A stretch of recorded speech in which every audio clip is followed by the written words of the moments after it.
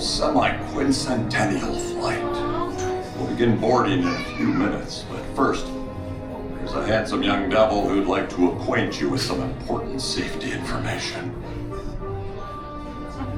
When the doors to your flight open, please all carrying items in the underseat compartment.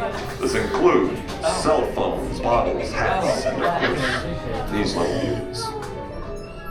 Oh my god, I love that. Next, fasten your seatbelts, inserting them into the buckle on your right. If smaller aviators don't measure up to the height indicator on the seat, just put the belt through the loop in the center strap before buckling.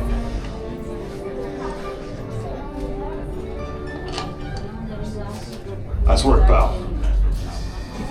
Soarin to tower. We are ready for takeoff.